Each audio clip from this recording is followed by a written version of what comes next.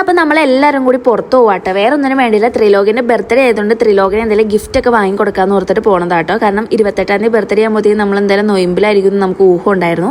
അപ്പോൾ അത് ഞായറാഴ്ചത്തെ വീഡിയോ ആണ്. നമ്മൾ നേരെ ഡൈക്കാർഡ് സ്മാർട്ടിലോട്ടാണ് പോയത്. അവിടെ ചെന്നിട്ടുണ്ടല്ലോ ഒരു പ്രത്യേക തരം അനുഭൂതിയാണ് നമ്മളിലിട്ടുണ്ടാവുന്നത്.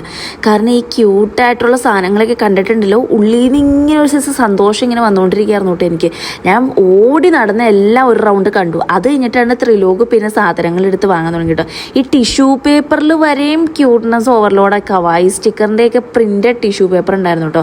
ത്രിലോക് ഓടി നടന്ന സാധനങ്ങൾ എടുക്കണ്ടായിരുന്നു കേട്ടോ. നമ്മൾ എടുക്കാൻ പറഞ്ഞത് അബദ്ധമാവുമോ എന്ന് ഓർത്താണ് ഞാനും ബിബിയൊക്കെ നിൽക്കുന്നുണ്ട്. നല്ല റേഞ്ചുള്ള ക്യാഷൊക്കെ ഉണ്ട്. എന്നാൽ 99 രൂപ 59 രൂപയുടെ സാധനങ്ങളൊക്കെ ഉണ്ട് കേട്ടോ. പിന്നെ ത്രിലോകിന് 5-6 സാധനങ്ങളാണ് ത്രിലോക് വാങ്ങിയോളൂ. ഞാൻ ഈ ഒരു ക്ലിപ്പ് മാത്രമായിട്ട് വാങ്ങിയോളൂ.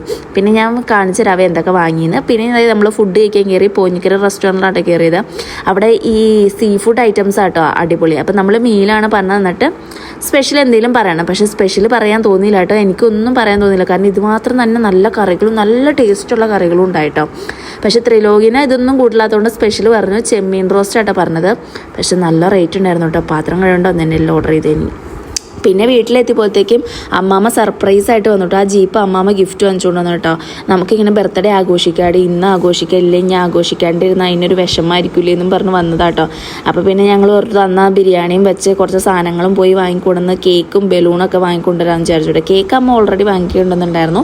പിന്നെ ബലൂണും ഈ മറ്റേ കർട്ടൻ പോലത്തെ ഐറ്റംസൊക്കെ പോയി ബേബി പോയി വാങ്ങിക്കൊണ്ടുവന്നു കേട്ടോ. പിന്നെ ഞാൻ ബിരിയാണി ഉണ്ടാക്കുകയാണ്.